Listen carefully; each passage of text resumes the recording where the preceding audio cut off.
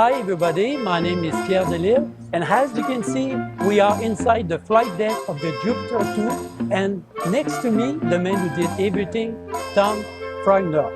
Tom, I don't need to tell you this is the best we can get. Tell me your story. Well, essentially what happened was back in 2015, I went to the Chiller Convention in New Jersey. I was there. And I went to see the cast of Lost in Space and the cast of Batman.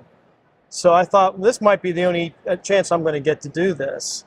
So I went and got in line and for the autographs with the 4 cast members. And in that room was a B9 robot. Actually, there were 2 of them in that room. And I'd never seen a full-size robot before. So I talked with them and said, well, how did you do this? And they said, well, there's a robot builders club. We bought the parts and we put the robot together. So about a week later after the show, I joined the club. And within a month after that, somebody had advertised that they had a robot for sale that had been left in a storage locker in Rosamond, California. So I called them up, and they were going to have an auction for it. So I called them up and made them an offer, and they accepted it and said, you pay for the shipping, and which I did, and I acquired a robot. Well, at that particular time, we were getting ready to finish my basement in Dayton, Ohio, and I asked my builder, I said, you know, I have different rooms in the basement that we've done. We have a soda fountain, we have a theater. I even have the entrance to the Bat Cave. And I thought, well, I just want to have an elevator to put the robot on from the Jupiter 2. And he took a look at it and he said, you know, why don't just do the whole Jupiter 2? The upper deck of the Jupiter 2. And I said, well, we can build some of these things, but I said, I can't do all of these electronics. I don't know how to do all this stuff. He goes, we have a neighbor down the street that is an electrician for Wright-Patterson Air Force Base. And he does flight simulators. He goes, this is going to be child's play. And it was.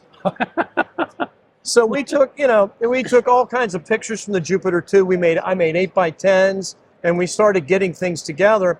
And his department at Wright-Patterson Air Force Base had a lot of the little light bulbs and things from the 1960s. And when they were closing down his division, they said, go ahead and take whatever you want. So he did.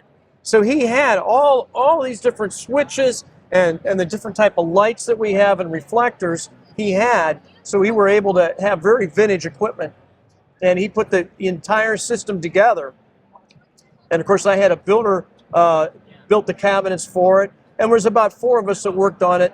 It took us about 6 months to do the whole Jupiter room. Oh yes, 6 months. About 6 months. Yeah. And then I decided it was such a neat thing. I thought, wouldn't it be nice to go to shows and be able to share it with other Lost in Space fans?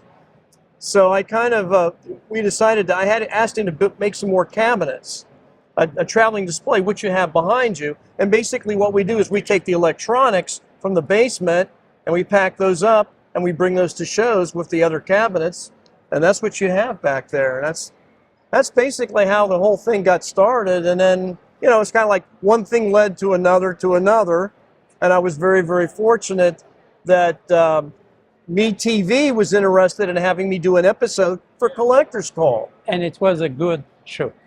Yeah, that was a good show. It was a lot of fun, and it was on November the 18th. On 2021, they came to my house and filmed for a whole day.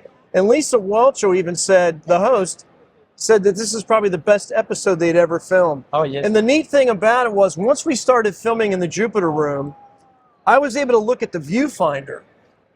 And all of a sudden, I saw the set and the lighting, and I was transported back. It was 1965. I'm on the set of Lost in Space at 20th Century Fox. I mean, it was just truly amazing that day to be able to do that. And then, of course, Lisa Welcher was just so nice. All the questions she did, everything was a first take. And we just got along very, very well, and she really enjoyed it. It was just a lot of fun. So that's basically the story in a nutshell of what we did. That's good. Tom, I have to thank you at least 3 times. Thank you to bring your collection to convention, Comiccon like this one. People get to see it. it's just fantastic. You know, I did all the trip from Quebec City to see your collection. That's right. I appreciate that. I It's wanted just, to meet you. It's worth the trip. It's awesome. Thank you to keep Lost in Space alive. Yeah, And that's our job. Thank you so much for this interview. It's been a privilege for me. Oh, it's a privilege as me as well. Thank you. Thank you. And that's it for now. And I thank you for watching. And I see you next time with another great Lost in Space collector.